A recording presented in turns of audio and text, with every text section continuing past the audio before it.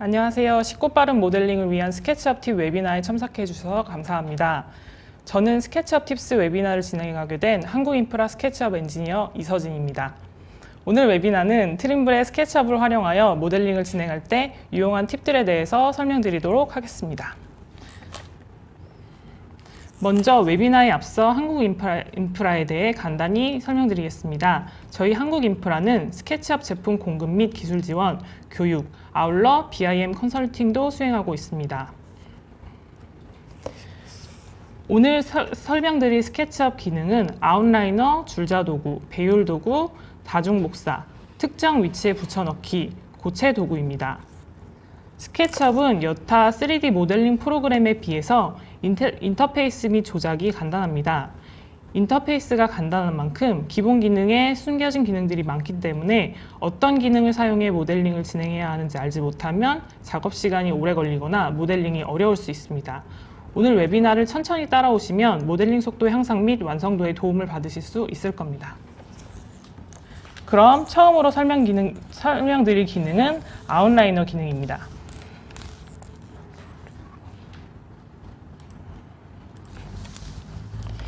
이 기능을 통해 오브젝트를 관리하는 데 많은 시간을 단축할 수 있고 2020 버전부터는 가시성 조정도 가능하므로 권장하는 기능이지만 사용하지 않은 사용자가 많아 아웃라이너 기능에 대해서 설명드리려고 합니다.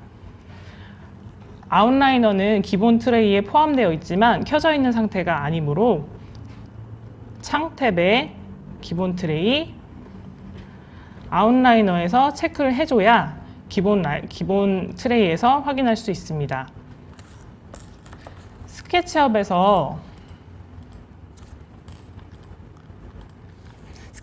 선이나 면을 생성한다고 해서 아웃라이너에서 바로 확인할 수는 없습니다. 스케치업에서 생성되는 객체는 마치 끈적거리는 것과 같은 상태로 생성되기 때문에 그룹을 만들지 않으면 모델링을 진행하기 어렵습니다. 그룹화하지 않은 객체는 화면에서 보시는 것처럼 각각의 객체에 영향을 미치게 됩니다.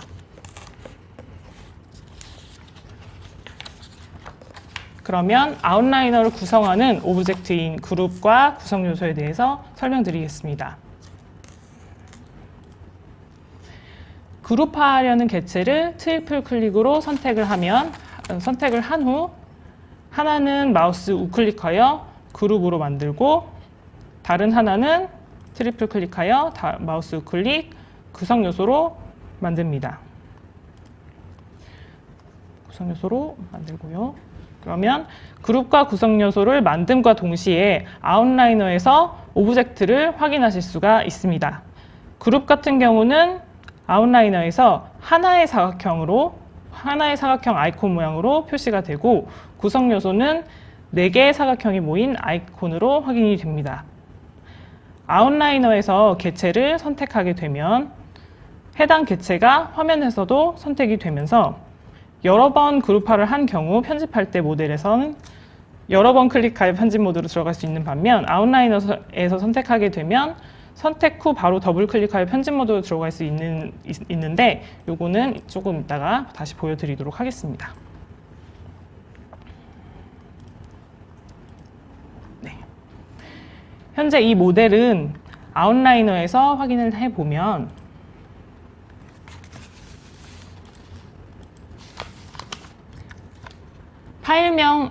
파일명 아래로 두 객체의 그룹으로 확인이 되고요.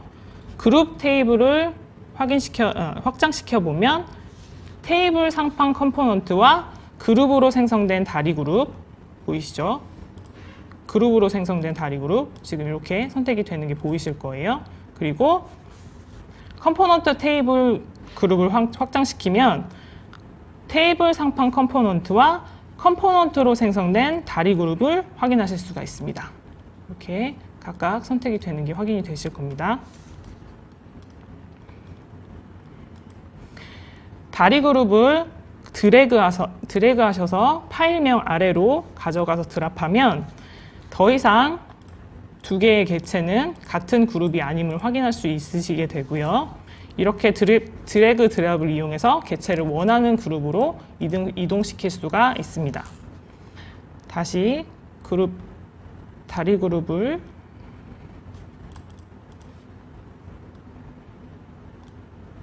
제가 다리 그룹이 아니라 테이블 상판을 가져왔나요?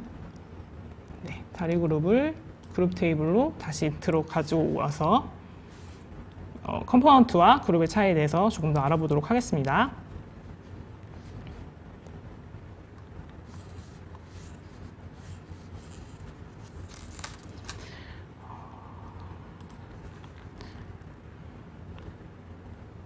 선택 아이콘을 클릭하거나 스페이스바를 눌러 마우스가 선택 기능으로 변경된 상태에서 다중 클릭되도록 컨트롤 키를 눌러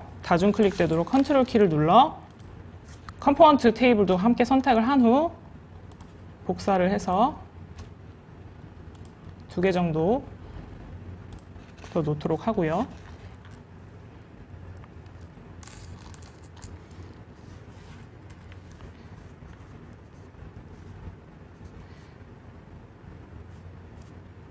같은 테이블을 여러 개 배치한 상태에서 테이블 다리를 수정해 보도록 하겠습니다.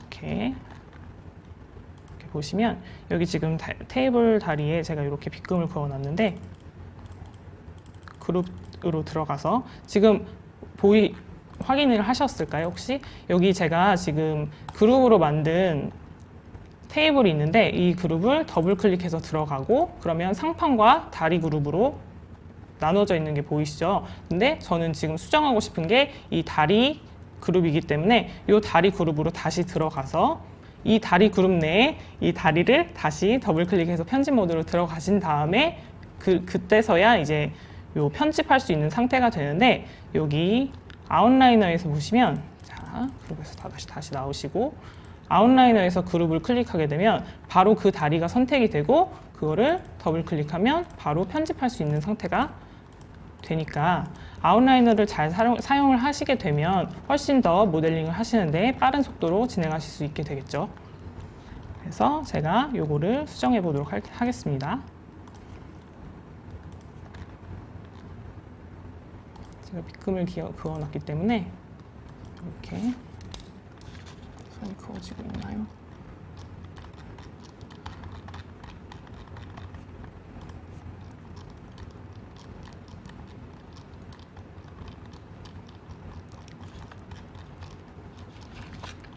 네, 이 상태로 얘를 이런 식으로 변경하려고 하는데요. 지금 제가 다리 그룹으로 만들어진 다리를 이렇게 변경을 했을 때 다른 다리 그룹이 변경이 되지가 않는 것을 확인하실 수가 있을 거예요. 이렇게 변경이 되지 않는 경우이기 때문에 일단 그룹으로 만든 다리 같은 경우는 내가 요 다리 그룹을 다리 그룹으로 만들어진 테이블 같은 경우는 일일이 하나하나 다 다리를 수정해줘야 하는 번거로움이 생깁니다. 이해가 되실지는 모르겠으나 한번 이쪽에서 한번 확인해 볼게요. 지금 요거는 그룹으로 만든 다리입니다.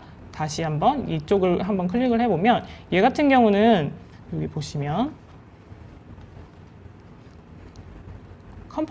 다리 컴포넌트로 이렇게 묶여 있지만 요 안으로 들어가면 얘 같은 경우는 요 구성 요소로 보이시죠? 구성 요소로 보이는데 얘를 한번 수정을 해보겠습니다. 제가 지금 빗금 그어놓은 자리에 수정되는 상태에서 여기에 라인을 그려서 한번 확인을 해볼게요. 제가 여기다가 라인을 그리는 그림과 동시에 다른 개체들도 다 라인이 그려지는 게 보이실 거예요. 이렇게 지금 이쪽에서도 같은 컴포넌트로 방향만 바꾼 개체들이 이렇게 되어 있기 때문에 이쪽에서도 이렇게 변경이 되는 게 확인이 되시죠. 그러면 얘 같은 경우는 이 뒤쪽에서 보시면 동일하게 이렇게 빗금이 그어져 있는 상태가 되고요.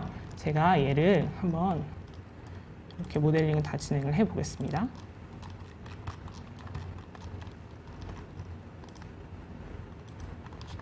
이렇게 해서 얘를 한 번에 딜리트 딜리트로 지워주시면 지금 보이시나요? 네, 여기 선까지 삭제를 해버려서 선은 채워주셔야 되고요.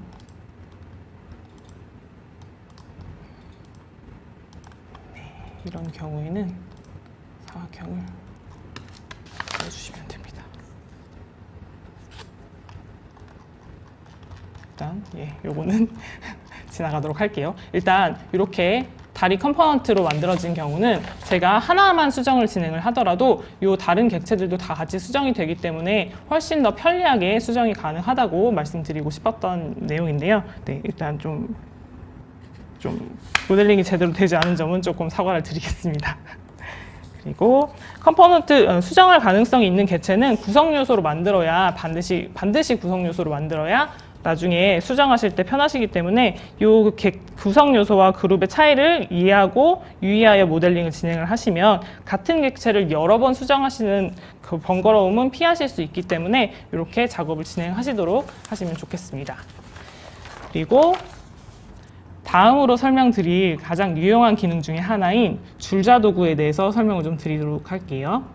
줄자 도구는 제가 장표를 좀 안 보고 있는데 잘 알고 계시다시피 줄자 도구는 치수를 잴 때 쓰는 도구예요.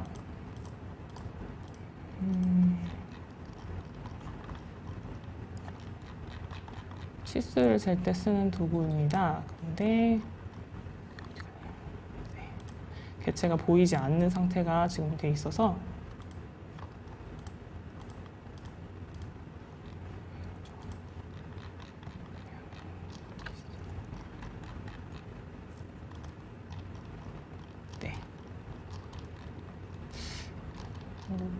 오늘 스케치업이 저랑 조금 호환이 좋지 않대요.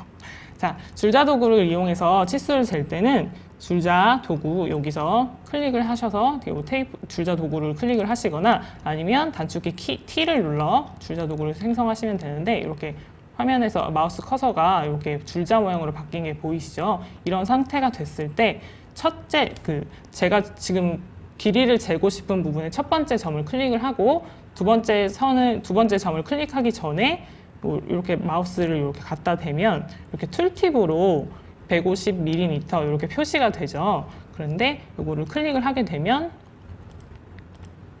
아래에 좌표점이 찍히고요. 이렇게 이렇게 그 줄자의 길이를 이 개체의 길이를 확인하실 수가 있어요. 이렇게 이런 식으로 확인하실 수가 있습니다. 줄자 도구는 그리고 다음으로 소개드릴 기능이 줄자 도구의 숨겨진 기능으로 굉장히 유용한 기능인데요. 요 모델링의 필수적인 기능이라고 생각하시면 돼요. 요거 같은 경우는 안내선을 생성하는 기능인데요.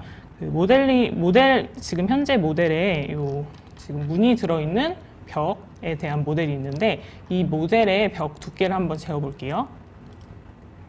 보시면 35mm로 굉장히 얇은 벽으로 돼 있어서 요거를 100mm의 벽으로 변경을 하려고 하는데 이 100mm로 변경을 하려면 이 정확한 치수로 변경을 하기 위해서 안내선을 먼저 생성하는 게 좋을 것 같아서 제가 안내선 생성하는 방법에 대해서 좀 안내를 드리겠습니다.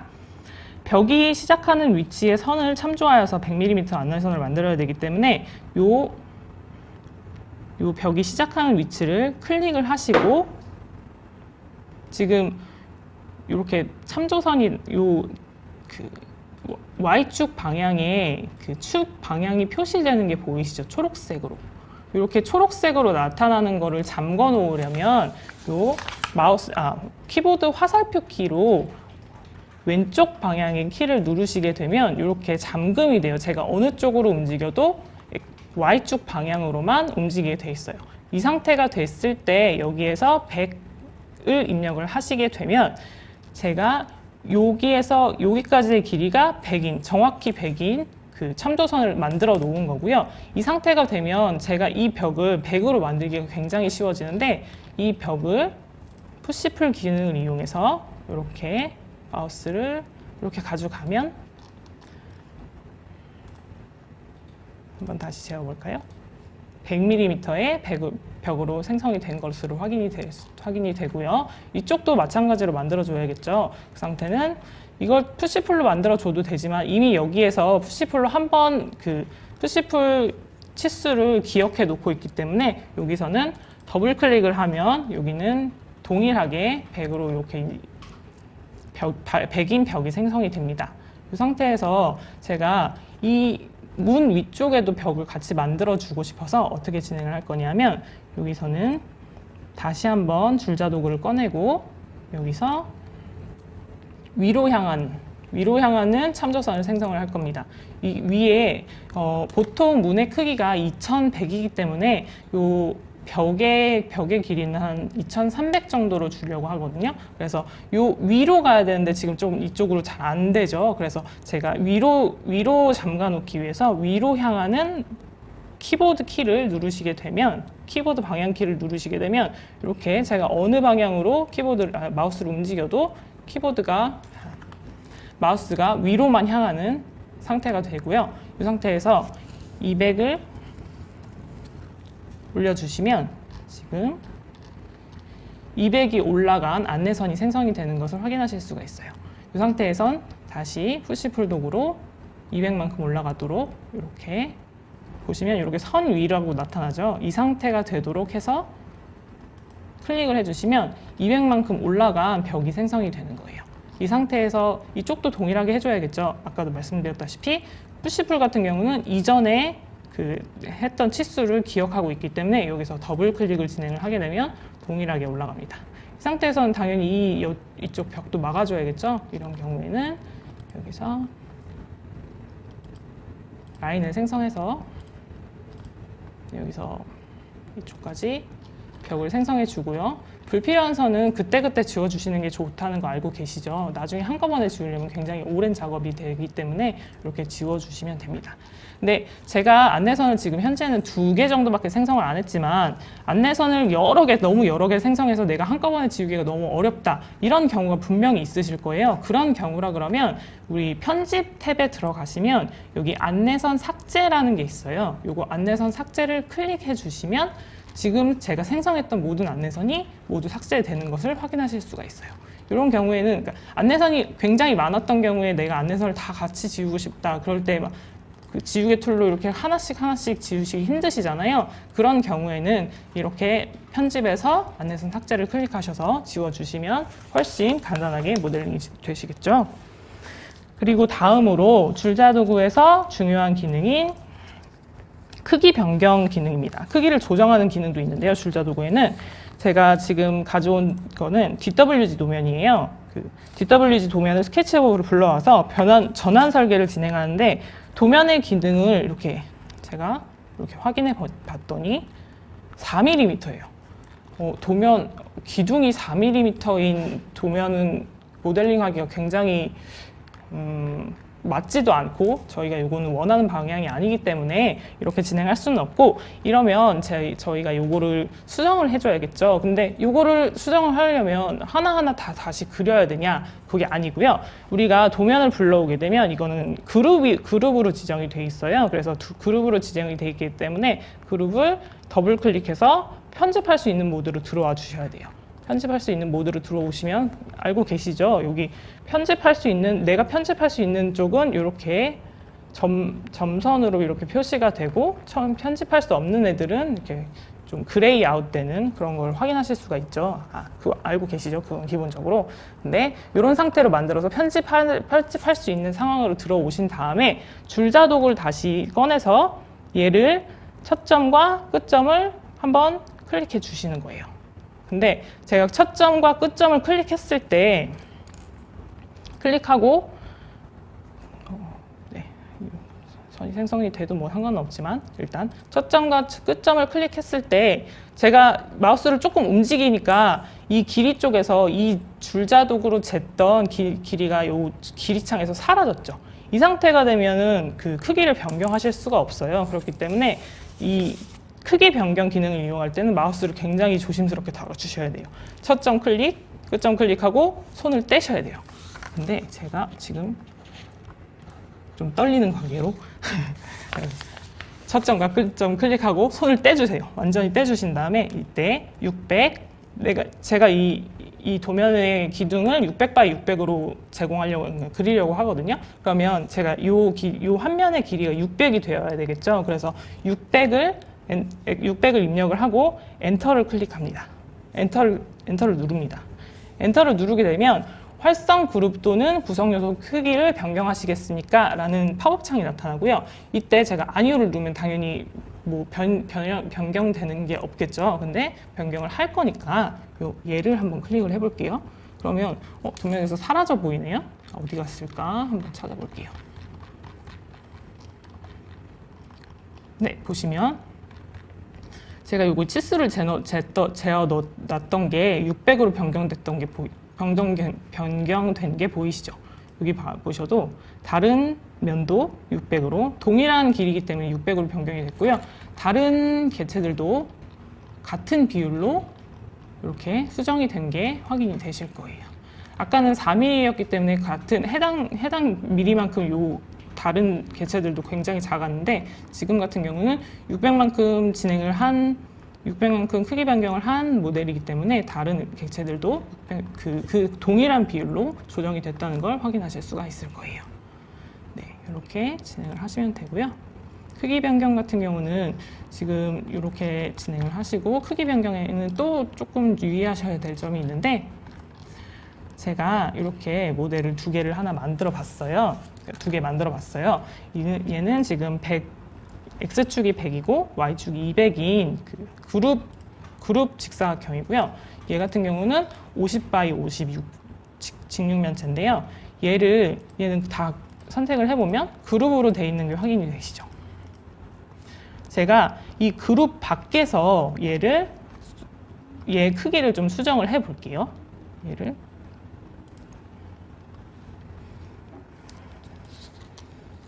크기를 수정하려면 아까도 말씀드렸죠.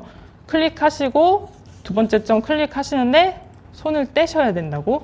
그 길이 창에 제가 현재 잰 길이가 나타나야 이때 크기 변경하시는 게 문제 없는 거니까 이렇게 꼭 지정을 해 주셔야 됩니다. 이 상태에서 제가 X축 방향을 200으로 변경하려고 해요. 그래서 제가 길이를 200을 입력했어요. 입력을 하고 엔터를 한번 쳐볼게요. 그러면 보이시죠? 모델의 크기를 변경하시겠습니까? 이렇게 하고 외부 파일에서 로드한 모델 내부의 구성 요소는 크기를 변경할 수 없습니다. 뭐 이런 식으로 나타나는데 이때 얘를 클릭을 할게요. 그러면 또 멀리 갔습니다. 네, 제가 얘만 200으로 수정을 했어요. 근데 옆에 있는 애가 우리 아까 얘 같은 경우는 50 x 50 정육면체였죠. 근데 얘도 같은 비율로 늘어났습니다. 이해되시죠? 다시 한번 해볼까요?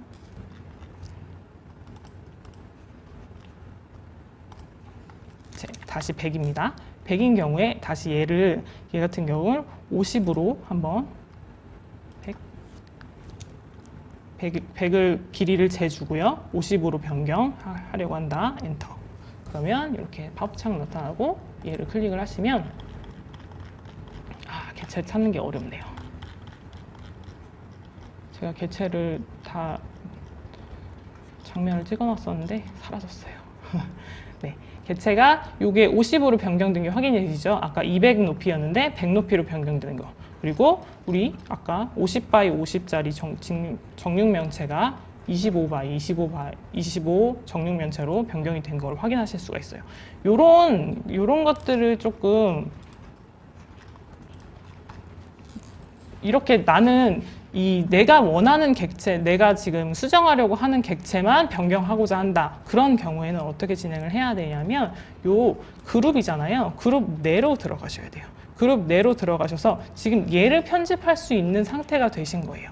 얘를 편집할 수 있는 상태가 된 상태에서 여기서 다시 한번 치수를 재어주고 50을 클릭하면 여기 아까 지금 도면에서 우리 아까 DWG 도면 불러왔을 때 크기 변경할 때 나타난 창이랑 동일한 창이 나타나는 게 보이시죠? 요 창에서 Yes를 클릭하면 확인을 클릭하면 얘를 클릭하면 지금 제가 변경하려던 치수는 50, 100이었어요. 근데 옆에 있는 애는 변경이 됐나요? 네, 변경이 되지 않았습니다. 그래서 이렇게 내가 지금 어떤 객체를 수정할 거냐, 이 개체만 수정할 건지 아니면 이 모델 전체에 들어있는 개체를 모두 수정할 건지에 따라서 그 줄자도구의 크기 변경 도구를 어떻게 사용하는지에 따라서 개체가 굉장히 많이 변화를 하기 때문에 이 부분은 되게 신경 써서 모델링을 진행을 해주시면 됩니다. 네, 그리고 다음으로 제가 장표를 계속 안 보여드리고 있는데 다음으로 설명드릴 거는 다중복사 기능이에요. 다중복사 기능 같은 경우에는 스케치업에서 아무리 찾아봐도 복사 기능이 보이지 않으시는 분들이 굉장히 많으실 거예요. 물론 스케치업을 계속 사용하시던 분들은 당연히 이 기능이 뭐가 어렵나 이렇게 생각하시겠지만 이 스케치업을 처음 접하시는 분들은 복사 기능이 없는데 이걸 다시 그려야 되나 이런 식으로 생각하시는 분들이 꽤 계시기 때문에 이거에 대해서는 분명히 설명을 드리고 넘어가야 되는 부분이라서 제가 이 부분을 설명을 좀 드리려고 합니다. 그래서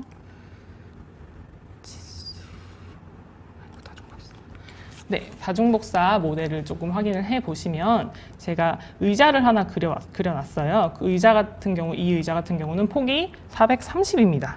이 430인 의자가 의자를 500만큼의 거리를 두고 배치를 하고 싶어요. 그래서 제가 이렇게 좀 표시를 좀 해봤는데 이게 500만큼 되는 개체로 그 복사가 되는지를 좀 확인해 보려고 이렇게 표시를 해봤는데 제가 이 부분을 어떻게 진행하는지에 대해서 설명을 드릴게요.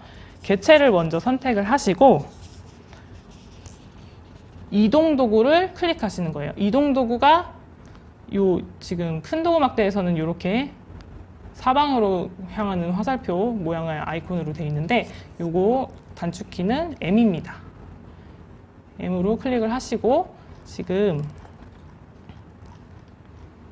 제가 어떤 점을 기준점으로 잡을지는 이거는 선택사항이긴 한데 내가 얼마나 더 정교하게 모델링을 진행할지에 따라서 이쪽을 선택해 주느냐, 그러니까 바운더리 박스를 선택해 주느냐, 아니면 객체를 선택해 주느냐 이런 부분들은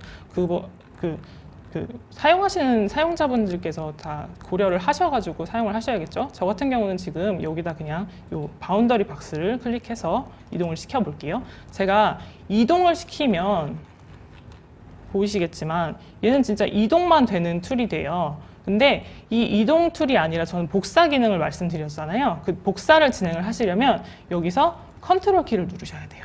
컨트롤 키를 누르면 이 마우스 모양 자체가 아까 사방으로 향하는 화살표가 아니라 사방으로 향하는 화살표 밑에 플러스 버튼이 떠 있는 걸 보이실 거예요. 보이시나요? 이렇게. 근데 저는 이렇게 X축으로 이렇게 옮기려고 하니까 이 X축도 이렇게 잠금을 한번 해줄게요. 잠그게 되면 이렇게 빨간색이 이렇게 더 진하게 표시가 되고 제가 아무리 움직여도 X축으로 제한이 걸리는 게 확인이 되실 거예요. 그리고 나서 여기 제가 움직이는 거리를 500으로 딱 맞추고 싶다고 말씀드렸잖아요. 그런 경우에는 제가 이 거리를 500 하고 엔터를 쳐주셔야 됩니다. 그러면 지금 여기 보이시죠? 제가 바운더리 박스를 기준점으로 잡았기 때문에 이 바운더리 박스랑 이 500점이랑 같이 맞을 거예요. 근데 저는 하나만 복사하려고 하는 게 아니고 여러 개를 복사하려고 해요. 근데 그러면 나는 또 여기서 복사를 또 해서 여기다가 또 놓고 500을 놓고 이렇게 진행을 해야 되냐? 아니에요. 스케치업은 복사 기능이 굉장히 간편하게 되어 있는데 다시 한번 여기서 얘를 선택하고 복사 기능을 이용해서 500을 주고 엔터를 클릭한 다음 내가 원하는 개수만큼을 클릭해 주시면 돼요. 내가 여기다가 의자를 5개를 놓고 싶다. 그런 경우에는 지금 얘를 포함한 개수가 4개여야 5개죠. 얘는 지금 얘를 복사해 온 상태이기 때문에 얘는 빼고 계산을 하셔야 돼요. 만약에 5개를 배치하고 싶다. 그런 경우에는 얘를 포함해서 4개가 복사가 돼야겠죠. 그러면 지금 이 상태에서 아무것도 건드리지 않은 상태예요. 아무것도 건드리지 않은 상태에서 여기 기호 별표, 그러니까 8번의 기호를 보시면 돼요. 그 숫자 키 8번에 Shift 키 누르면 별표 보이시잖아요. 별표 누르시고 4 엔터 클릭하시면 제가 지금 선택한 개체가 5개가 배치된 것을 확인하실 수가 있어요. 근데 다섯 개는 너무 작은 것 같아. 그래서 나는 더 늘리고 싶어. 그럴 때는 숫자를 또 변경해 주시면 되는데, 지금은 또 다른 키를 눌러볼게요. X를 곱하기로 표시를 해요. 스케치업에서는. 그래서 X 클릭하고, X 누르고 8 엔터. 그러면 원래 객체를 포함해서 8개니까 9개의 의자가 배치되는 것을 확인하실 수가 있어요. 이해되시나요? 이렇게 배치가 됐으면 잘 하신 건데, 나는 지금 이 의자가 너무 가까이 배치가 돼 있는 것 같아. 그런 경우에 나는 이 배치를 더 넓혀주고 싶어. 이럴 때는 저는 지금 1000을 한번 입력해 보려고 해요. 이 의자와 의자 사이의 거리를, 그러니까 기준점의 사이의 거리를 1000으로 지정해 주려고 해요. 그런 경우에는 지금 아직도 움직이는 무브 기능을 이용해서, 그러니까 이동 도구를 이용해서 계속 진행하고 있는 거예요. 아무것도 건드리지 않았어요. 그 상태에서 1000을 그냥 입력을 해 주시는 거예요.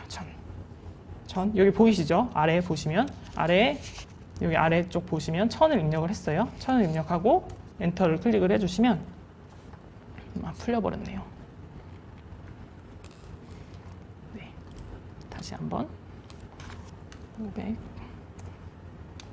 곱하기 별표 4 곱하기 4, 4 곱하기 다 동일합니다. 이렇게 편하신 대로 하시면 돼요. 저는 별표를 많이 쓰긴 하는데 이런 식으로 주시고, 그리고 나서 1000을 다시 한번 입력해 볼게요. 1000을 입력을 하시면 보이시나요?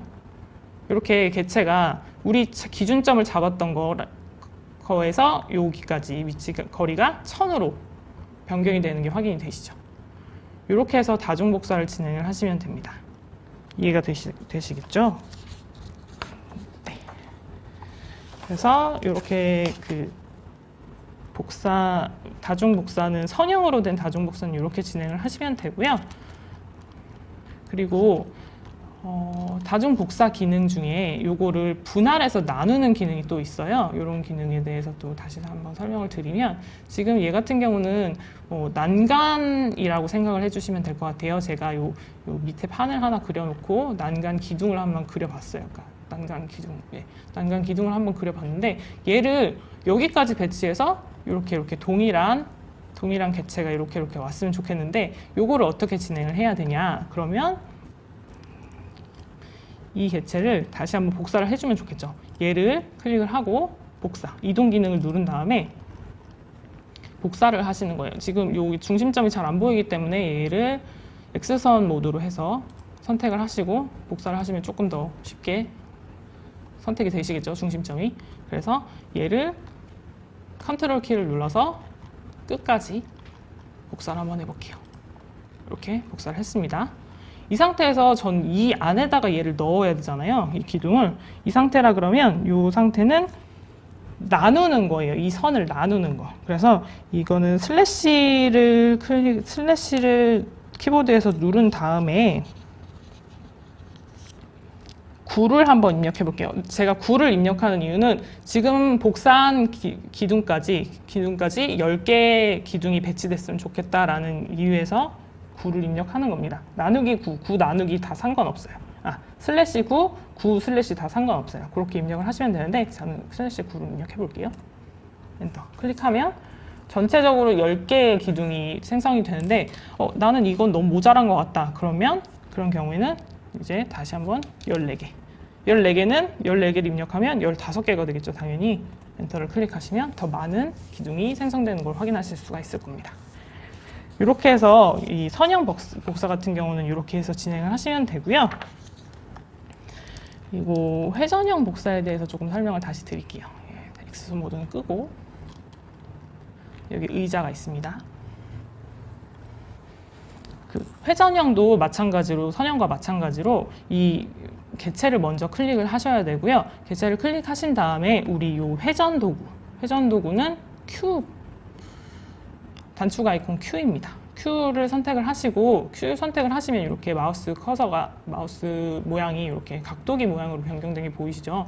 얘를 이렇게 갖다 대시면 이렇게 변경이 되는데, 우리는 어차피 얘를 이쪽으로 돌릴 거기 때문에 요 Z축으로 향하는 그 각도기를 켜주셔야 돼요. Z축으로 향하는 각도기를 켰는데 지금 처음 선택하는 점이 회전되는 점에 회전되는 개체의 중심점이 되는 거예요. 그래서 제가 미리 표시를 해놨는데 요거는 뭐 조정을 하시면 될 것 같고요. 여기 클릭을 하시고 얘가 어느 지점을 중심으로 옮길 건지 요거를 잘 선택을 해 주셔야겠죠. 저는 얘 중심으로 이렇게 선택을 하겠습니다. 이렇게 중심을 선택을 하고 얘를 이렇게 돌려보면 얘는 또 복사가 되지 않죠. 복사가 되지 않는 상태이기 때문에 이 복사가 되지 않는 상태를 어떻게 돌린다고 하셨죠? 컨트롤. 네. 컨트롤 키를 누르면 이렇게 복사가 되는 형태로 이렇게 선택이 되고요. 지금 처음 입력하는 이 복사 기능, 다중 복사 기능을 이용해서 회전을 하는데 처음 입력하는 값은 각도가 돼요. 각도. 그러면 제가 지금 30을 입력했는데 30만큼 돌아간 의자가 보이시죠? 근데 제가 30만큼 돌아간 의자를 생성하고 나서 여기서도 동일하게 제가 곱하기 11 한번 해볼게요. 그러면 전체적으로 30도씩 이렇게 나눠진 12개의 의자가 생성된 것이 확인이 되시죠? 이렇게 해서 뭐 이렇게 회전 도구 이용하시면 되고, 여기 그 아까 나누기 한 것도 여기서도 동일하게 진행을 하시면 되는데, 이렇게 중심 잡고 선택을 먼저 해야죠. 중심 잡고 돌리고 한 90도로 한번 놔볼까요? 90도로 놓고 여기 안쪽으로 놓고 싶다. 여기 안쪽으로 2개만 놓아볼까요? 2개를 놓을 때는 자 2를 클릭을 하시면 되겠죠. 네. 얘까지 포함한 2개라고 말씀드렸어요. 얘까지 포함한 2개. 그래서 이렇게 만약에 2가 아니라 나는 4를 놓고 싶다. 이렇게 4개를 놓고 싶다. 이렇게 하면 여기서 변경을 하시면 돼요. 뭐 다른 걸 누르시면 안 되고요. 여기 그냥 이 회전 도구가 켜져 있는 상태를 계속 이용을 하시면 돼요. 만약에 여기에서 ESC를 누르시거나 스페이스바를 눌러서 객체 선택으로 변경을 하시게 되면 이 기능은 더 이상 사용할 수 없는 기능이 되기 때문에 이 상태에서 계속 진행을 하실 때는 가능하시다는 얘기예요. 이렇게 해서 진행을 해주시면 됩니다. 네, 그러면 기본적인 복사 기능에 대해서도 설명을 드렸습니다. 그러면 이제 배율 도구에 대해서 설명을 드리려고 하는데, 배율 도구는 다들 잘 아시다시피 스케일 도구예요. 스케일 도구. 크기를 변경할 때 사용을 하겠죠, 당연히. 그리고 그 캐드를 많이 사용하시는 분들 같은 경우는 그 스케치업에서 미러 기능이 없다고 말씀을 많이 하세요. 근데 이 배율 도구, 스케일 도구를 이용해서 미러 기능을 사용할 수 있으니까 이 부분을 좀 확인해 보실 수 있으실 거예요. 잠시만요. 배율 도구. 자, 배율 도구를 이용하시려면 먼저 개체를 이렇게 선택을 하셔야 되고요. 아이콘을 여기 배율 아이콘 보이시죠? 이 배율 아이콘을 클릭하시거나 스케일 툴이기 때문에 단축키가 S입니다. S를 클릭하셔서 확인을 해보시면 여기 그립점이 생성이 된 게 보이시죠? 이렇게 그립점이 생성이 되는데, 이렇게 이 그립점을 이용해서 얘를 스케일을 변경을 하는 거예요. 할 수 있는 거예요.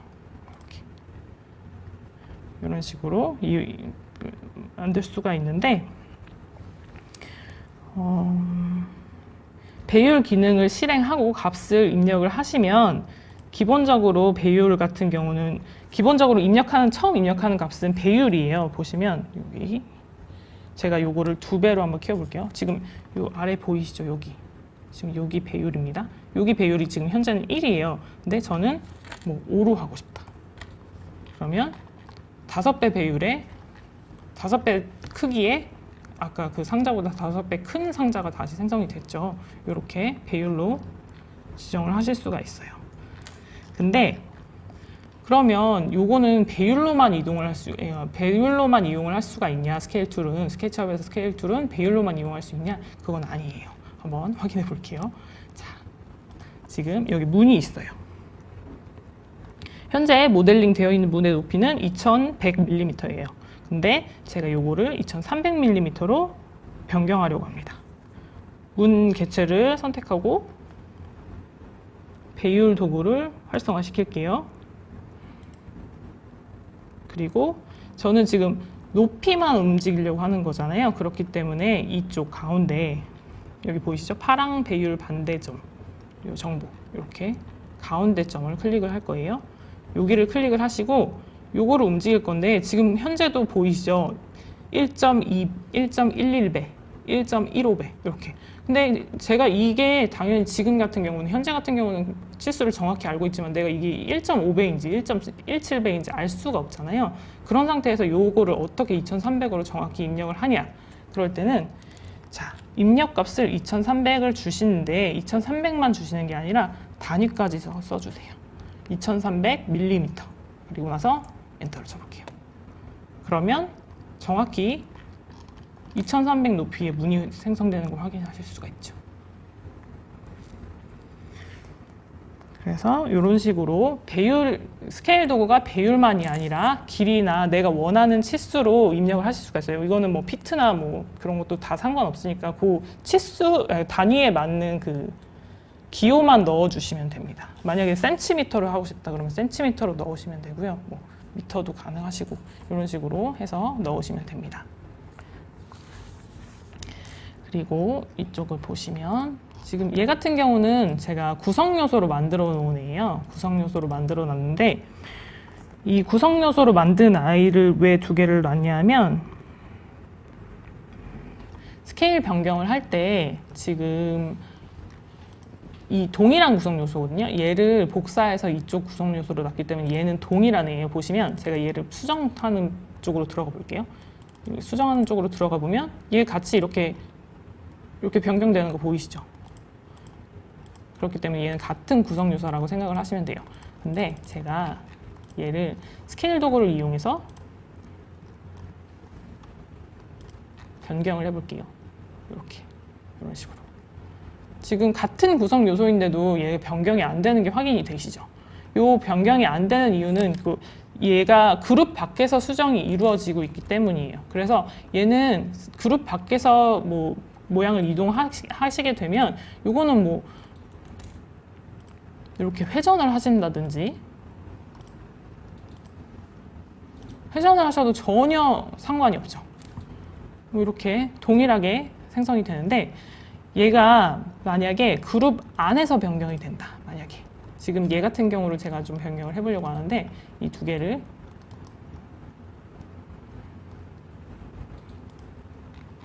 제가 그룹 안으로 들어왔죠. 그룹 안으로 들어와서 이렇게 변경을 하시게 되면 얘도 변경이 되는 게 보이시죠. 그러니까 컴포넌트 같은 경우는 그룹 내에서 수정이 되면 걔는 당연히 다른 개체랑 그러니까 동일한 컴포넌트랑 영향을 미치기 때문에 동일하게 움직여지는 거 이렇게 확인을 하실 수가 있습니다. 그래서 컴포넌트도 그렇지만 뭐 그룹도 그렇지만 그룹도 그렇고 컴포넌트도 그렇고 아까 그 크기 변경할 때 얼마나 이거를 어떻게 수정해야 되는지, 얼마나 어떻게 수정해야 되는지를 잘 확인하셔서 변경을 하시면 그것도 모델링 진행하시는데 굉장히 도움을 많이 받으실 수가 있겠죠. 그렇게 해서 모델링을 진행을 하시면 될 것 같고요. 제가 지금 여기에서 조금 더 확인을 할게 좀 돌려놓고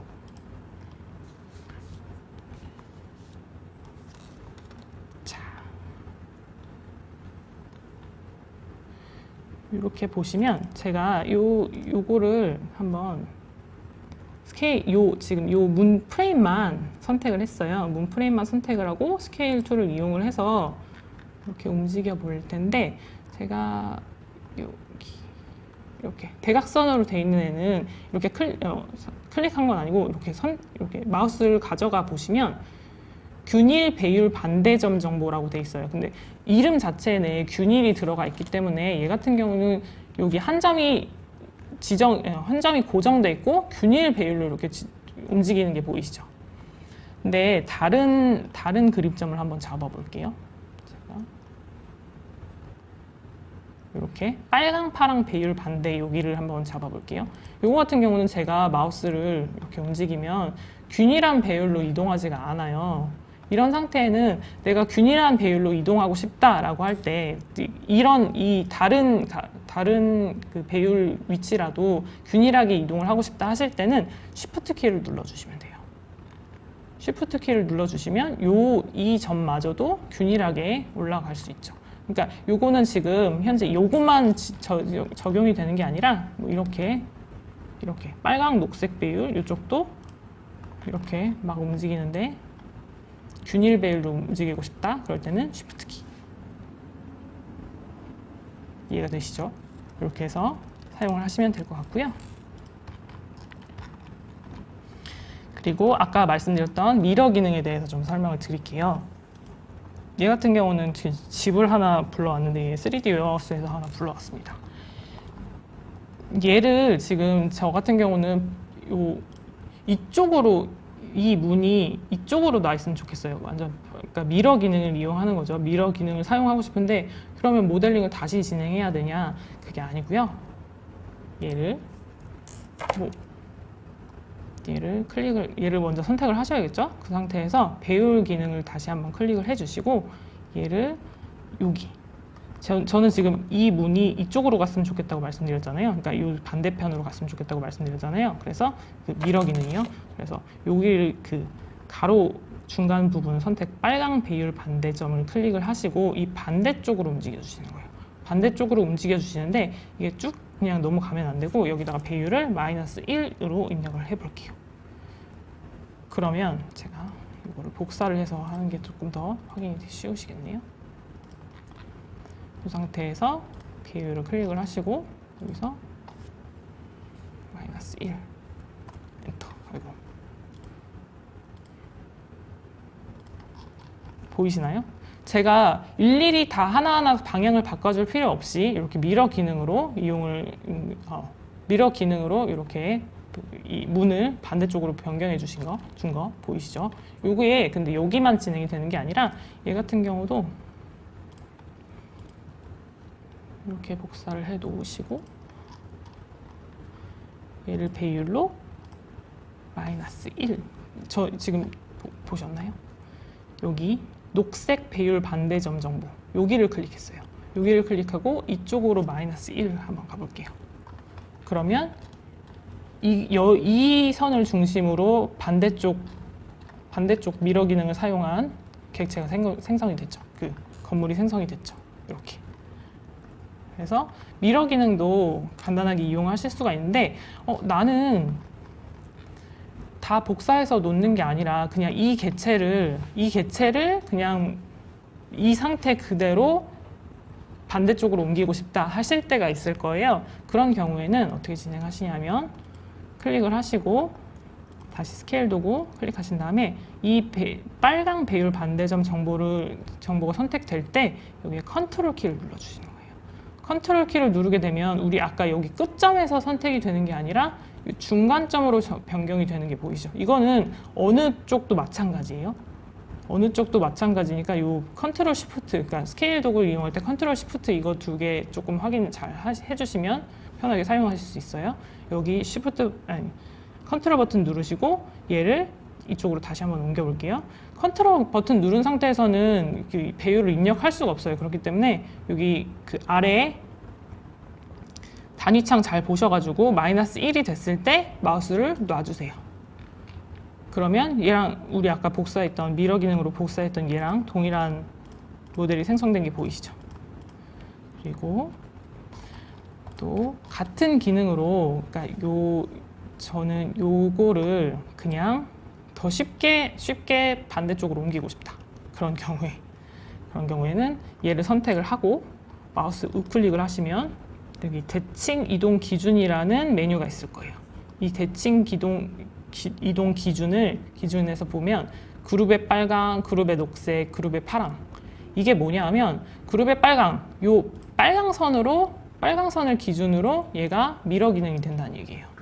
그룹의 녹색 그러면 요 Y축 방향으로 이동이 된다는 거겠죠. 그룹의 파랑 여기 Z축으로 이동이 된다는 얘기예요. 그러면 얘를 선택하고 오른쪽 마우스 클릭한 다음에 대칭 이동 기준에서 빨강을 선택해야 제가 원하는 기능이 되겠죠. 빨강 클릭하면 다시 동일한 위치에 아까 우리 그 컨트롤 키 눌러서 배열 도구 사용해서 만든 모델이랑 동일하게 이 배열 도구가 이렇게 이용이 되는 걸 확인하실 수가 있을 거예요. 그러니까 지금 같은 기능인데 되게 여러 가지가 있었죠. 아까 -1 해서 만들어지는 기능. 그거 같은 경우는 뭐 복사를 해서 이동해 놓기 때문에 뭐 위치가 변경된다거나 뭐 이런 부분이 있을 거예요. 근데 나는 위치를 변경하지 않고 사용하고 싶다. 그럴 때는 컨트롤 스케일 도구 아니면 오른쪽 마우스, 우측 마우스 클릭해서 그 대칭 이동 기준 선택해서 이쪽에서 선택을 하시면 돼요. 요 그룹에 녹색으로 하면 아마 저쪽 얘랑 동일한 애가 되겠죠. 그래서 이 그룹의 대칭 이동 기준 메뉴를 사용하시려면 내가 지금 모델링 하고 있는 게 어느 방향으로 되고 있는지를 잘 확인을 하셔야겠죠. 스케치업에서는 축 방향이 굉장히 중요해요. 축 방향으로 모델링을 진행을 하시고 만약에 이게 틀어져 있는 객체라 그러면 축 방향으로 먼저 진행을 하신 다음에 마지막에 그 객체를 회전시켜가지고 그걸 돌려주셔야지 나중에 모델링 할 때 너무 힘들어져요. 그 축 방향을 틀어서 모델링을 진행을 하시면 그렇기 때문에 이 부분은 꼭 축 방향으로 하셔야 된다는 점 기억하셔야 됩니다. 네, 그렇게 해서 배율 도구까지 다 설명을 드렸고요.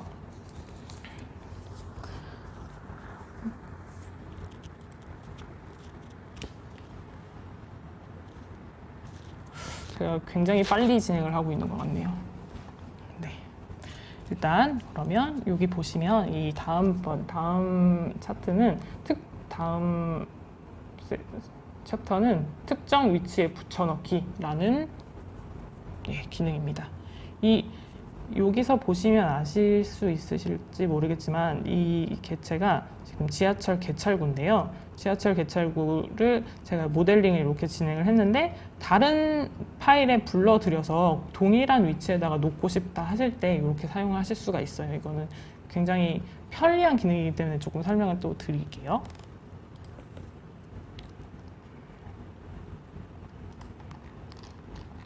다른 파일 이전에 일단 얘를 한번 봅시다. 얘 같은 경우는 제가 모델링 하기로는 이 무슨 발판 의자 같은 그런 걸로 모델링을 진행을 했는데 뭘로 보이실지는 모르겠네요. 일단 지금 보시면 이렇게 선택된 거 보시면 얘는 그룹도 아니고 그냥 선으로 만든 객체예요. 그렇기 때문에 이렇게 선택을 하면 이렇게 점점점으로 표시가 되는 게 보이시죠? 그리고 한 판이 그냥 하나의 개체고 여기 보시면 이 다리도 점점점으로 표시되는 게 보이시죠? 그래서 그룹이 전혀 돼 있지가 않아요. 이런 경우에는 굉장히 스케치업에서 하지 말라고 말씀드리는 부분인데 제가 일부러 이렇게 좀 진행을 했어요. 왜냐하면 우리가 이 개체들이 이렇게 따로따로 움직여지지 않을 때 어떻게 얘가 움직여지는지 한번 보려고요. 아까도 말씀드렸다시피 스케치업 개체는 끈적끈적한 형태로 이렇게 모델링이 진행이 된다고 말씀드렸어요. 그렇기 때문에 지금 저는 이 상판만 움직이고 싶은데 이 상판이 제가 움직이게 되면 이 다리까지 같이 움직이게 돼요. 이렇게 보이시죠? 이렇게 하는 건 제가 원하는 바가 아니에요. 그렇기 때문에 얘를 한번 나눠줘 볼게요. 일단 우선 나누기 위해서 얘를 먼저 선택을 해 주셔야겠죠. 얘를 선택을 하고 한번 복사를 해 놔야 돼요. 컨트롤 C, 스케치업에서 컨트롤 C를 누르게 되면 복사 기능으로 이용하실 수 있는 거 알고 계시죠? 컨트롤 C를 누르시거나 아니면 편집 기능에 들어가서 여기 복사 있어요. 여기 복사를 클릭을 하셔서 이 상판을 복사를 하시고 얘를 지워줄게요. 딜리트 키를 눌러서 지우셔도 되고 아니면 편집 기능 들어가서 삭제, 여기 삭제 보이시죠? 여기 편집 탭에 들어가셔서 삭제 들어가시면 이게 삭제가 될 거예요. 이렇게 삭제가 된 상태에 지금 다리만 남아있죠? 이렇게 다리만 남아있는 게 확인되시죠? 얘를 일단 그룹을 할게요. 얘를 오른쪽 마우스 클릭해서 그룹 만들든지 구성 요소 만들든지 그거는 그 사용자가 원하시는 대로 하시면 돼요. 요거는 저는 그룹으로 만들겠습니다. 그룹으로 만들면 이제 더 이상 이게 다른 객체에 부딪혀가지고 움직일 일이 없겠죠. 이렇게 그룹을 만드시고 다시 제가 붙여넣기를 한번 해볼게요. 붙여넣기를 하면 보이세요? 지금 저는 이 개체를 이 밑에다 옮기고 싶은데 이렇게 그냥 위치가 지정이 돼 있지 않기 때문에 제가 지정해야 되는 상태로 나타나요. 그렇죠? 근데 저는 이렇게 하고 싶은 게 아니라 보시면 여기 특정 위치에 붙여 넣기라는 게 있어요. 여기 편집 탭에 들어가셔서 특정 위치에 붙여 넣기를 클릭을 하시면 보이시나요? 아까 우리가 이 개체를 복사를 했었죠. 이 개체가 복사된 위치까지 저장을 하시는 거예요. 이 저장이 되기 때문에 이 위치까지 저장이 되기 때문에 우리가 다시 요거를 특정 위치에 붙여넣기를 클릭하시게 되는 순간 이 위치를 다시 찾아가는 거예요. 이 개체가. 그렇기 때문에 얘는 이렇게 해서 선택된 상태에서 얘를 그룹으로 만드시면 이제 이 다리와 이 상판이 따로따로 그룹이 만들어져 가지고 다시 그룹을 만들면 하나의 의자가 되겠죠. 하나의 뭐 발판 의자가 되겠죠. 이런 식으로. 근데 이 기능 같은 경우는 다른 파일에도 적용이 돼요. 다른 파일에도 적용이 되는 예를 제가 조금 여기 한번 확인해 볼게요. 지금 이거 여기 보이시나요? 여기 얘는 유형 계단 1번이에요. 얘는 유형 계단 2번입니다. 그래서 여기 1번 계단 같은 경우는 확인을 해보면 여기 난간이 들어있어요. 얘 계단이 있고 난간이 들어있어요. 근데 2번 계단 같은 경우는 난간이 없죠.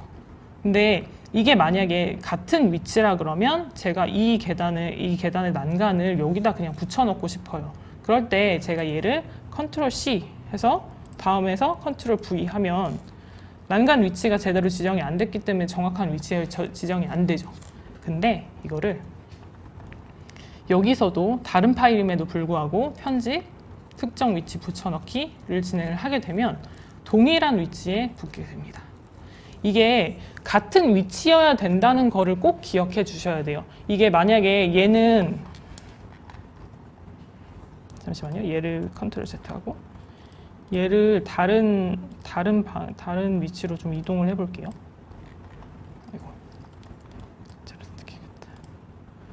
다른 위치로 이렇게 이동할게요. 그리고 나서 얘를 컨트롤 C, 그 다음에 이쪽에서 같은 특정 위치 붙여넣기 하면 당연히 이 이동된 위치만큼 있는 자리에 위치하겠죠. 그렇기 때문에 같은 위치에 있는 애를 복사해서 붙여넣는다고 생각을 하셔야 됩니다. 이해되시죠? 네, 그렇게 해서 특정 위치 붙여넣기를 진행을 하시면 되는데 특정 위치 붙여넣기는 굉장히 많이 사용하실 거예요. 근데 많이 사용하시는데 지금 이렇게 편집 들어가서 특정 위치 붙여넣기 뭐 삭제하기 뭐 이렇게 하는 게 조금 불편하실 수 있어서 요거는 단축키 지정하는 법을 조금 먼저 그러니까 이제 마지막으로 좀 설명을 드릴게요. 단축키를 지정을 하시려면 단축키 뭐 사용하시는 분들은 단축키 지정하는 것도 너무 잘 알고 계시겠지만 일단 단축키는 지정하는 방법은 알고 계셔야 되기 때문에 자 여기 보시면 제가 말씀 또 안 드렸죠. 여기 창 탭에 들어가시면 여기 환경 설정이라는 메뉴가 있을 거예요. 이 환경 설정이라는 메뉴에 들어가게 되면 여기 보이시죠? 쭉쭉 여기 보이시면 여기 단축키 여기 단축키가 있어요. 이 단축키를 클릭하면 이 단축키가 지정이 된 애들이 이렇게 쭉 나와 있어요. 근데 여기서 이걸 어떻게 찾나 이거 언제 찾고 있나 이렇게 하시잖아요. 그러지 마시고 너무 많이 눌렀네요. 네, 이 상태에서 이 필터 쪽에서 특정이라고 한번 치시면 우리가 원하는 그 단축키를 생성해야 할 개체가 이렇게 딱 나오죠. 이 필터 기능을 이용하셔가지고 단축키 설정하시면 굉장히 편하기 때문에 이렇게 꼭 이용하셔가지고 단축키를 지정을 하시면 돼요. 단축키 지정도 굉장히 쉬운 게 여기 단축키 추가 쪽에 여기 입력할 수 있는 창 있으시죠? 여기에 내가 이 단축키를 뭘로 지정할 건지 이렇게 직접 쳐주시면 돼요. 저는 컨트롤 쉬프트 V를 누를게요. 컨트롤 키, 쉬프트 키, V 키를 같이 누른 거예요. 그러면 컨트롤 쉬프트 V가 여기 이렇게 자동으로 생성이 되죠. 근데 이 상태가 다 된 게 아니라 여기 플러스 버튼 보이죠? 이 플러스 버튼을 꾹 클릭하셔가지고 할당됨으로 이동이 돼야 이게 단축키가 설정이 진행이 된 거예요. 그래서 확인을 누르시면 다시 한번 지우고 돌리고 얘를 컨트롤 C, 컨트롤 쉬프트 V 아이고 컨트롤 쉬프트 V 이쪽에서 설정이 안 돼 있어. 그러니까 계속 켜있던 창이라서 제가 요 데모한다고 다 켜놨던 창이라서 이거 모델 정보를 눌렀네요. 네, 환경 설정, 단축키, 특정. 네, 컨트롤 시프트 V 플러스 확인. 네, 이거는 창이 하나만 켜져 있는 상태에서는 당연히 다 적용이 되는데 저 같은 경우는 지금 창을 여러 개 켜놨기 때문에 이게 적용이 안 된 거예요. 그러니까 이 점은 확인하시면 안 되고 제 저만의 이슈입니다. 이거는. 네, 그렇기 때문에 이렇게 여기서 컨트롤 V, 컨트롤 C 했고 여기서 컨트롤 시프트 V 하게 되면 이렇게 동일하게 들어오는 게 보이시죠? 이렇게 해서 복사 붙여넣기도 완료가 됐습니다.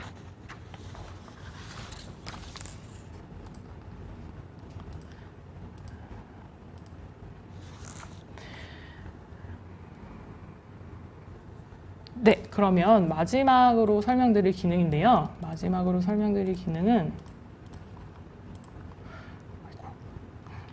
제가 너무 많이 안 남겼네요. 네, 고체 도구입니다. 고체 도구 같은 경우는 스케치업에서 정말 많이 사용하시는 분들은 많이 사용하시는데 사용하지 않는 분들은 또 사용을 전혀 안 하시는 부분인데 이 부분을 사용을 잘하게 되면 모델링을 굉장히 쉽고 빠르게 진행하실 수 있기 때문에 이 부분에 대해서 좀 설명을 드리려고 해요. 그러면 이 고체 도구를 이용하기 위해서는 어떤 지금 겹쳐지는 개체들은 다 고체여야 하기 때문에 고체가 뭔지부터 설명을 드릴게요. 고체가, 자, 제가 이렇게 모델을 좀 만든 거를 보여드리면 얘를 클릭을 하고 요소 정보를 확인하면 얘 같은 경우는 고체 그룹이죠. 얘를 사각형을 그려서 푸시풀로 이렇게 이동을 하고 만들어주고 얘를 그룹으로 만드는 거예요. 얘 같은 경우도 보시면 고체 그룹이죠. 그래서 얘는 그룹으로 지정이 되어 있기 때문에 고체 도구를 사용하실 수가 있는 상태예요. 얘 같은 경우를 클릭해 볼게요. 얘는 보이시나요? 고체 구성 요소. 요거는 어떻게 생성하시는지 아시겠죠? 구성 요소 우리가 아까 배웠죠. 얘를 만들어서 그룹으로 지정한 게 아니라 구성 요소로 지정했기 때문에 고체 구성 요소가 된 거예요. 그래서 여기 요소 정보에 확인했을 때 고체라는 말이 들어가면 고체 도구를 사용할 수 있는 도구가 되는 거예요. 있는 개체가 되는 거예요. 이해가 되시죠? 여기 한번 볼까요? 얘도 그룹이에요. 얘도 그룹인데 얘는 그냥 그룹이네요. 얘는 왜 그러냐면 여기가 뚫려 있죠. 여기 보이시나요? 이렇게 뚫려 있어요. 이 선이 채워져 있지 않으면 얘 같은 경우는 고체라고 스케치업에서는 얘 같은 경우를 고체라고 생각하지 않아요. 그렇기 때문에 얘를 막아주셔야 얘를 선을 그려서 막아주셔야 고체 도구가 고체 개체가 되겠죠. 보이시나요? 이렇게 고체 그룹이 되는 걸 확인하실 수가 있을 거예요. 그리고 얘도 한번 클릭해 볼게요. 얘 같은 경우는 왜 고체가 되지 않느냐? 여기에 이상한 완료가 되지 않은 선이 들어있어요. 얘도 그룹이지만 그룹 안에 이렇게 완료가 되지 않은 선. 저는 이걸 보여드리기 위해서 지금 이렇게 직관적으로 그려놓은 거기 때문에 이게 만약에 이렇게 잠시만요. 이거를 숨기고 이렇게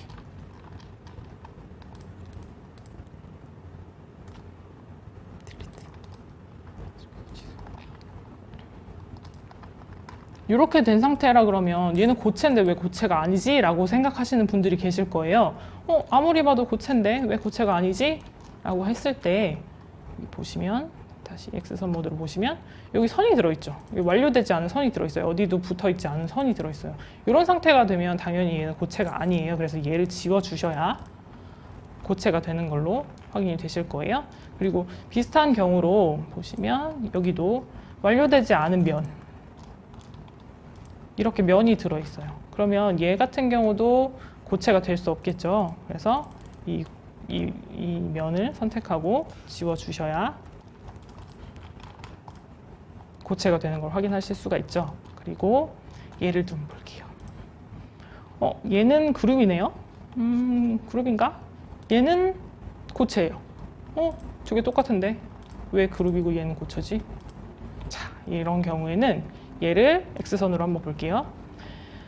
얘 같은 경우는 지금 여기 면이 들어있어요. 여기 보이시나요? 여기 이 안에 이렇게 얘는 불필요한 면이죠. 우리가 이 면을 사용하지 않아요. 이 면을 사용하지 않는데 불필요한 면이 이 그룹 내에 들어있어요. 그런 경우에는 얘를 고체로 취급하지 않습니다. 그렇기 때문에 얘를 뭐 면을 지워주신다거나 뭐 선을 지워주신다거나 선이 필요하다 그러면 이런 형태로 면이 들어있지 않은 선만 그려진 형태로 그려주셔야 얘가 고체가 되겠죠. 그래서 그 부분은 내가 모델링을 진행했을 때 얘가 왜 고체가 아니냐라는 걸 확인하기 위해서는 뭐 X선으로도 봤다가 뭐 이렇게 해주셔야 어떤 게 고체인지 고체 도구를 사용할 수 있는 고체인지 확인하실 수가 있기 때문에 이런 식으로 확인 작업을 진행을 해주셔야 돼요. 그런 경우에는 여기 스타일 기능을 켜시면 여기 X선이라는 게 있거든요. 이 X선을 키시면 예, 이렇게 해서 확인이 가능하실 겁니다. 그러면 본격적으로 솔리드 툴에 대해서 설명을 드릴게요. 솔리드 툴은 제가 미리 이렇게 좀 진행을 해봤는데 솔리드 툴이 6가지 기능이 있어요. 6가지 기능이 있는데 외부 쉘, 교차, 결합, 빼기, 트리밍, 분할 이렇게 돼 있어요. 외부 쉘 같은 경우는 이름에서도 느껴지다시피 외부의 쉘, 그러니까 이 껍데기만 가지고 모양이 완성이 되는 거예요. 그래서 지금 파란색으로 선택된 게 고체 1번, 회색으로 그려진 게 고체 2번으로 저는 계속 모델링을 진행을 했는데 사실 지금 이 고체 1번, 2번이 중요한 거는 빼기 기능이랑 트리밍 기능만이에요. 다른 기능들은 1번, 2번이 무의미하기 때문에 뭐 어떤 걸로 선택을 하셔도 이런 식으로 나타나기 때문에 요거는 빼기랑 트리밍만 1번, 2번을 정확히 구분해 주셔야 된다고 생각하시면 되고요. 그리고 외부 쉘은 아까도 말씀드렸다시피 두 개를 겹쳤을 때 요 두 개를 지금 겹친 모델이 지금 얘예요. 외부에 있는 것만 이렇게 확인이 되죠. 그래서 이렇게 모델링이 진행이 되는 거고 교차 같은 경우는 우리 교집합, 합집합 우리 배웠었죠. 요거는 모든 그 스케치업을 강의하시는 분들 뭐 이렇게 뭐 유튜브에 올리시는 분들 다 모든 분들이 이 교집합, 합집합 얘기를 하시는데 교차는 정말 이 1번 고체랑 2번 고체가 교차되는 부분만 남는 거예요. 네, 교집합. 네, 교집합으로 생각하시면 되고 그리고 결합 부분은 이렇게 보시면 외부 쉘이랑 똑같네? 라고 생각하실 수 있어요. 여기 보이시죠? 똑같아 보이죠? 저도 1번 도구랑 2번 도구랑 뭐 이렇게 1번 고체랑 2번 고체랑 결합을 해서 이렇게 만들어 놨는데 동일하죠? 이게 무슨 차이지? 이 차이는 조금 이따 보여드릴게요. 네. 그리고 빼기 기능입니다. 빼기 기능 같은 경우는 우리가 아까 순서가 중요하다고 말씀드렸어요. 순서 같은 경우는 지금 1번, 얘가 파란색이 1번이에요. 1번, 2번인데 1번에 의해서 2번이 잘려요. 1번에 의해서 2번이 잘리고 1번은 없어집니다. 이해되시죠? 이거는 조금 이따 제가 뭐 예제로 좀 보여드리면 더 쉽게 이해되실 텐데 일단 1번 고체가 아예 없어진다고 생각을 하시고 2번 고체가 1번에 의해서 잘려진다라고까지 생각하시면 됩니다. 그리고 트리밍 기능 같은 경우는 1번 고체, 2번 고체를 트리밍을 했을 때 이 결과물을 보시면 1번 고체는 그대로 있습니다. 2번 고체는 1번에 의해서 잘려졌어요. 하지만 1번 고체가 그대로 있죠. 우리 얘랑 차이점이 1번 고체가 있냐 없냐의 차이예요. 이해되시죠? 지금 좀 이해 안 되실 수도 있는데 조금 이따가 이거 좀 자세하게 설명을 드릴게요. 그리고 분할 같은 경우는 1번 고체, 2번 고체 뭐 순서 상관없어요. 요 1번 고체, 2번 고체, 3번 고체, 1번 고체, 2번 고체가 이렇게 나눠지는데 그 교집합되는 부분까지 남는 거예요. 내가 어떤 모델링을 진행을 할 때 이 중간에 있는 부분까지 써야 된다라고 하는 경우가 뭐 있을 수 있죠. 근데 저는 적절한 예시를 찾지 못해서 이 부분의 예제는 가져오지 못했는데 이거는 너무 쉽잖아요. 이 겹쳐지는 부분까지 모델링이 그러니까 잘려져서 이 객체까지 남는다라고 생각을 하시면 되는 부분이라서 뭐 어려운 부분이 아니라서 일단 요거 예제는 뺐습니다. 그래서 한번 확인해 볼게요. 지금 제가 외부 쉘이랑 결합이랑 결과가 똑같네요. 뭐가 다른지 확인해 보려고 이렇게 가져왔어요. 지금 보시면 집입니다. 집.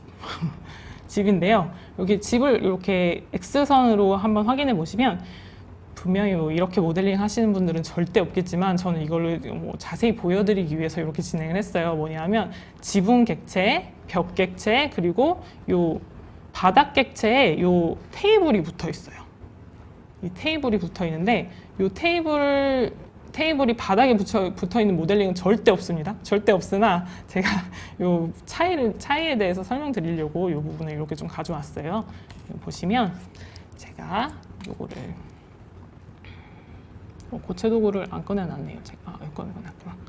네, 웹셀이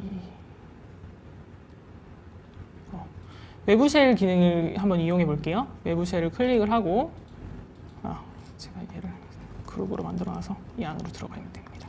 네.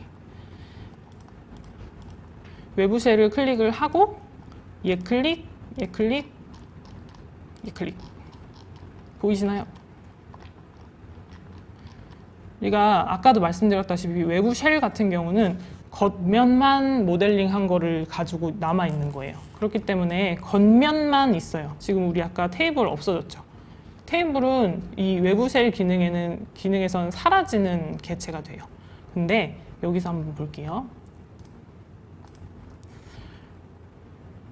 결합입니다. 결합 클릭하고 얘 선택, 얘 선택, 얘 선택. 보이시나요? 우리 얘가 벽이나 그 지붕에 겹쳐지지 않는 개체죠. 그렇기 때문에 이 안에 있는 것까지 남아 있는 거예요. 근데 얘를 X선이 아닌 그냥 이렇게 보면 당연히 어떤 차이가 있는지 정확히 확인이 안 돼요. 그렇기 때문에 외부 쉘이랑 결합 기능은 뭐가 다른지를 확인을 하셔가지고 모델링을 진행을 하시면 조금 더 수월하게 모델링 진행하실 수가 있겠죠. 그렇게 해서 이렇게 진행을 하시면 될 것 같고 두 기능의 차이를 조금 정확히 이해를 해주시는 게 좋아요. 이렇게 진행을 해주시면 될 것 같고 지금 제가 이제 이용하려는 기능은 교차 기능입니다. 자, 교차 기능을 이용하기 위해서 제가 이렇게 포크를 모델링했어요. 그러니까 모델링했다기보다 포크 모양을 그렸어요. 포크 모양을 하나 그리고 여기 보시면 포크에 이렇게 유선형을 이렇게 옆모습을 이렇게 그렸어요. 그려서 이렇게 푸시풀로 이렇게 진행을 했죠. 이렇게 얘를 이 이유가 얘랑 교차되는 걸 만들기 위해서예요. 한번 보시면 제가 포크 모양이랑 요 옆면 모양이랑 한번 교차를 한번 시켜볼게요. 얘를 그룹이랑 그룹 안으로 들어가서 1번, 2번 어느 것도 상관없다고 말씀드렸어요. 요거는 1번, 2번. 오, 잘못 선택했어요. 1번, 2번. 보이시나요? 포크가 완성형으로 나타나죠. 근데 왜 이렇게 되냐?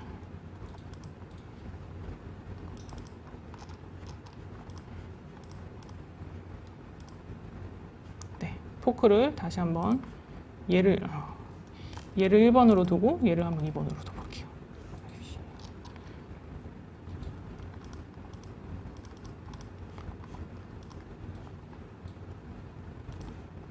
얘를 1번, 얘를 2번.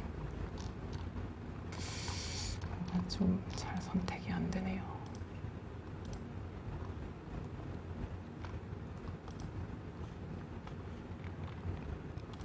제가 뭘 잘못했는지 한번 볼까요?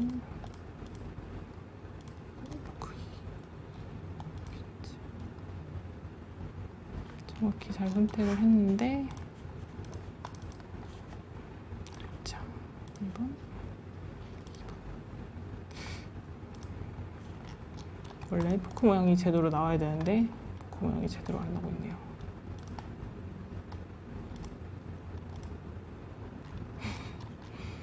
데모를 하면 꼭 이런 경우가 발생을 하죠.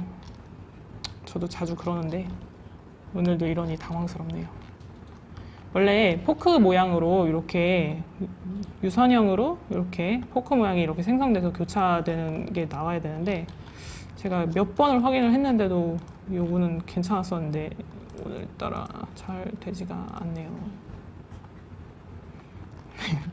네, 죄송합니다. 일단 제가 그린 모델은 뭐 문제는 없어요. 제가 이거 왜 이런지는 확인을 해봐야 될 것 같지만 일단 이 교차 기능은 이런 식으로 진행을 하셔야 되는 게 맞다는 거. 이렇게 요 개체랑 요 개체가 만나는 교차되는 부분만 모델이 생성되는 게 맞습니다. 왜 이렇게 됐을까 이거 다시 한번. 네, 일단 안 되는 걸로. 그리고 이번에는 빼기 기능을 보여드릴게요. 빼기 기능은 아까 순서 중요하다고 말씀드렸어요. 지금 요거 이렇게 보시면 어떤 모델링인지 좀 잘 모르실 것 같지만 요거 같은 경우는 세면대 모델링을 진행한 거예요. 이 밑에가 세면대로 남을 부분이고 요 위에가 뚫려질 부분이에요. 그래서 얘를 선택해서 우리 뚫려질 부분을 이렇게 제한을 걸어서 여기까지 두시고 이 빼기 기능 아까 말씀드렸어요. 우리 순서 중요하다고 제가 순서를 선택이 돼 있으면 안 되죠. 얘를 클릭하고 얘를 클릭. 다시 한번 우리 이 뚫려질 부분을 1번이라고 둬야 된다고 말씀드렸어요. 1번 고체, 2번 고체를 클릭을 하면 세면대 모양이 뚫리는 걸 확인하실 수가 있죠. 이렇게. 만약에 제가 요거를 1번, 이 세면대가 될 부분을 1번으로 선택하고 이 뚫릴 부분을 2번으로 선택하면 개체 자체가 없어져요. 네. 그렇기 때문에 순서에 대해 주의해 주셔야 됩니다. 그리고 네, 얘 같은 경우는 우리 트리밍에 대해서 설명드리려고 가져온 모델인데요. 얘는 볼트랑 너트예요. 보시면 얘는 볼트고 얘는 너트인데요. 볼트, 너트를 움직여 볼게요. 구멍이 없죠. 구멍이 없기 때문에 얘를 이 볼트를 이용해서 뚫어줄 거예요. 그럴 경우에는 트리밍 도구를 사용해 주셔야 되는데 트리밍을 이것도 순서가 중요하다고 말씀드렸어요. 트리밍을 선택을 하고 이 볼트가 1번, 너트가 2번. 그러면 보이시죠? 너트가 볼트의 요 나선형 모양까지 다 모델링이 진행이 돼서 이렇게 나타나는 걸로 확인이 되시죠. 이렇게 해서 그 트리밍 기능까지 설명을 드렸고 분할 같은 경우는 아까도 말씀드렸다시피 뭐 개체 겹치는 부분까지 동일하게 모델링이 진행이 되는 부분이 그러니까 개체 겹치는 부분까지 다 이렇게 분할돼서 나타나는 부분이기 때문에 뭐 어떤 모델링이 진행되는지 제가 조금 확인이 어려워서 가져오지 않았는데 그렇게 그런 기능으로 사용하면 된다고 생각하시면 될 것 같고요. 이렇게 해서 고체 도구까지 모두 설명을 드렸습니다.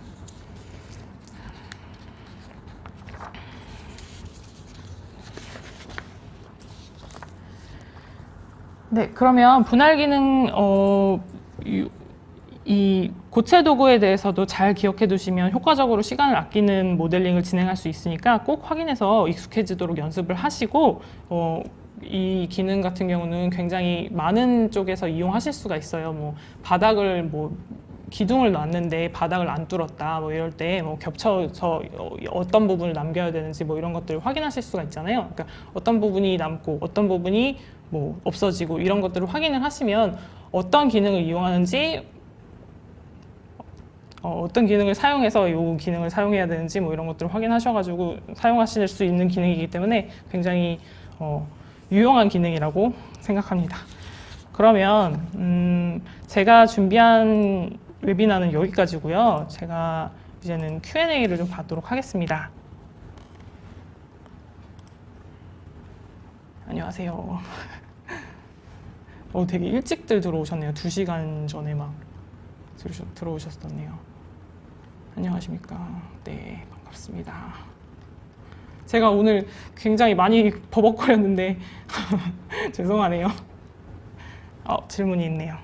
스케치업 사용 시 강사님처럼 잘라내기 하면 면이 개방 상태로 되어 있는 경우가 있고 닫힌 상태가 되어 있는 경우가 있는데 이런 현상이 일어납니다. 일어나는데 이게 그 닫힌 형태로 되어 있는 경우는 같은 평면상에 있는 그 면이 있을 때는 뭐 닫힌 형태로 이렇게 모델링이 진행이 되는데 만약에 같은 평면상으로 이렇게 선이 연결이 돼 있지 않은 형태의 이런 게 진행이 돼요. 이렇게 진행이 돼요. 그래서 아까 보셨다시피 요거를 이게 뭐 어디서 틀어졌는지 확인하기는 조금 어렵지만 이런 상태라 그러면 저 같은 경우는 이렇게 해서 막아주거든요. 이렇게 해서 막아주면 이게 막혀요. 그리고 나서 같은 평면이라 그러면 얘를 지워도 문제가 없는데 지금 같은 평면이 아니기 때문에 제가 지금 이 선을 그릴 때 이 선이랑 이 선이랑 뭐 평면이 맞지 않는다거나 이게 조금 틀어진 경우이기 때문에 이렇게 된 거거든요. 제가 아까 이거 눈대중으로 그리느라고 조금 그랬던 부분인 것 같은데 이게 이런 식으로 그렇게 모델링을 지금 저처럼 모델링을 진행하시면 안 되지만 만약에 이게 부득이 이렇게 필요하다 하시면 이렇게 막는 형태로 만드신 다음에 요 지우개 툴로 Shift 키 누르면 하이드, 그러니까 지워지는데 숨겨지면서 지워지는 기능인 거 알고 계시죠? 그래서 Shift 키 누르고 지우게 되면 이 면은 생성된 상태로 그대로 있기 때문에 이렇게 진행을 하시면 됩니다. 그리고 질문이 밑에 부품 업데이트하면 일반 적용되는지. 업데이트 진행, 그러니까 이 부품 업데이트 같은 경우는 저희가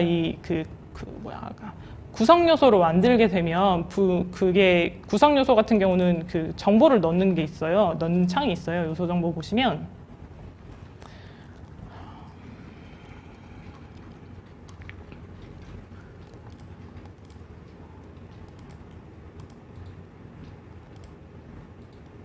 컴포넌트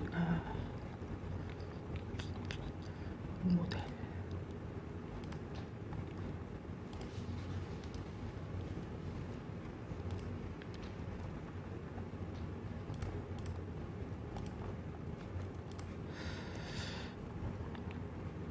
제가 컴포넌트를 그냥 만들어서 보여드리는 게 빠를 것 같네요. 그 스케치업에서 아직 BIM 모델이라든가 이런 것들을 만드는 게 그렇게 막 활성화되어 있고 그렇지는 않아요. 그래서 넣을 수 있는 정보가 한정적이긴 한데요.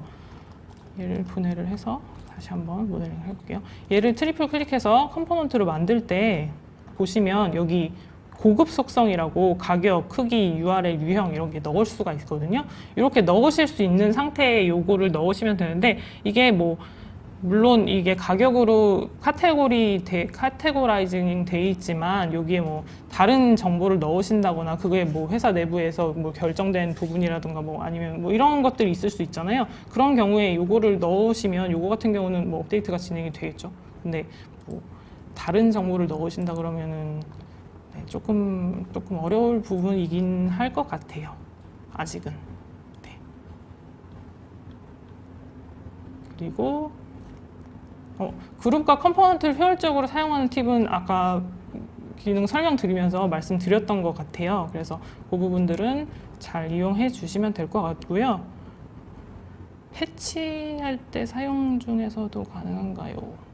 패치라는 게 뭐죠? 네, 좋은 기능이 많은데 패치할 때 사용 중에도 가능한가요? 이게 무슨 말씀인지 잘 모르겠어서 이런 문의 같은 경우는 조금 정리를 하셔가지고 저희 한국인프라 홈페이지 들어오시면 질문할 수 있는 그런 페이지가 있거든요. 그쪽으로 들어오셔서 질문해 주시면 되고 저희 그 한국인프라 홈페이지 들어오면 스케치업 가이드도 되게 자세하게 설명되어 있는 책자가 있어요. 그거 다운받아서 사용하시면 될 것 같아요. 그리고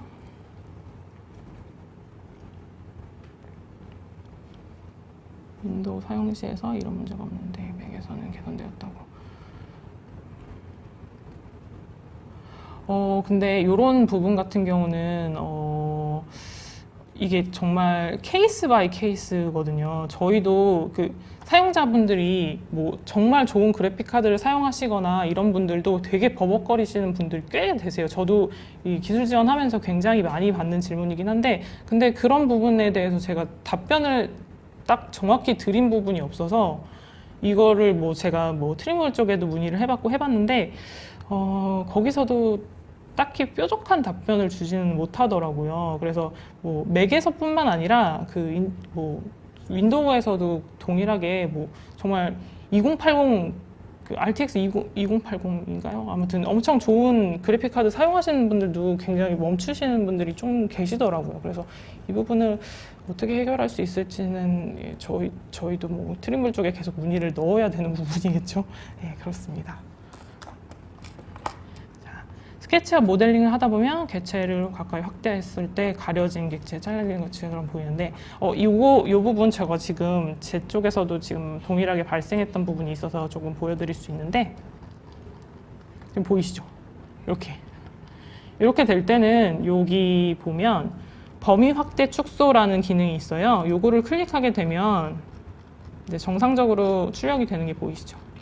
요거 한 번만 클릭해 주시면 될 것 같아요. 범위 확대 축소. 여기 있습니다. 큰 도구 막대의 범위 확대 축소.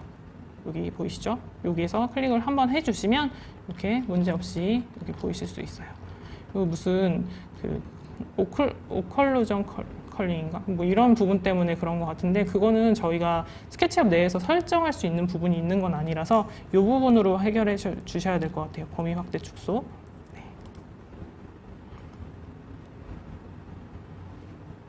레빗을 사용하기 전 스케치업을 주로 사용해요. 굉장히 기네요.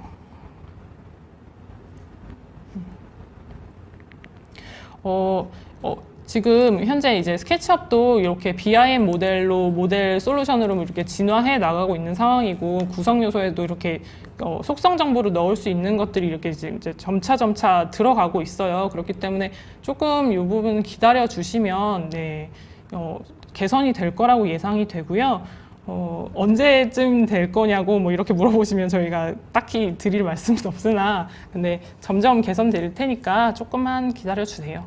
이 부분. 네, 그렇게 답변 드리겠습니다. 그리고 줄자 툴 사용해서 객체 사이즈 변경할 때 줄자 안내선 끄고 뭐 상관없습니다. 그거 끄고 하셔도 되고 끄고 하시는 건 뭐 컨트롤 키 누르고 하시는 컨트롤 키 누르면 거기 플러스 뭐 점선 같은 게 없어지면서 꺼지니까 그렇게 사용하시면 될 것 같고요. 줄자 도구 말고 스케일로 사용하면 되나요? 아까 이거 말씀드렸죠. 줄자 도구로 그 스케일 변경, 그러니까 크기 정확히 변경하는 방법 말씀드렸습니다. 스케치업에서 만들어진 배치나 지형 데이터를 레빗으로 가져와 사용할 수 있는 방법은 이거는 폼이 스케치업이 레빗으로 안 들어가 변환이 안 돼서 이 부분은 어떻게 뭐 플러그인이 있는지 없는지 제가 확인이 안 돼서 그렇지만 확인은 좀 해봐야 될 것 같네요. 근데 그 플러그인이 있는 거 있을 수도 있을 것 같은데 확인해 보겠습니다. 이 부분은.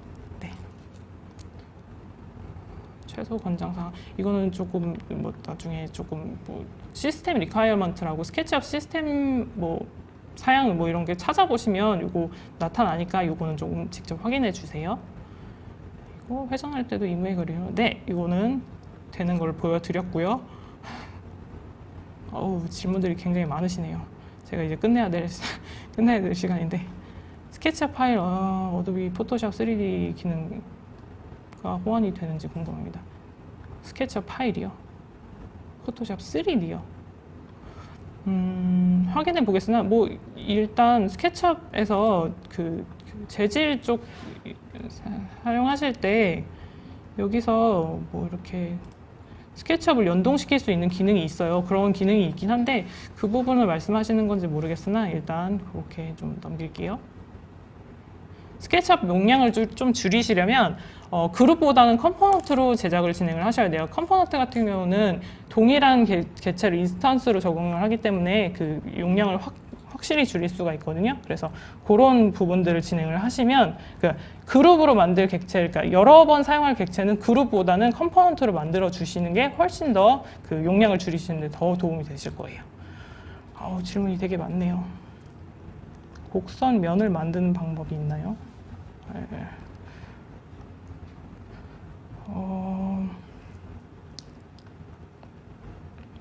선생님, 이제 질문이 좀 네, 제가 이제 종료할 시간이, 마칠 시간이 다 돼서 이 나머지 질문들은 저희 한국인프라 홈페이지로 문의를 해주시면 제가 성실히 대답해 드리도록 하겠습니다.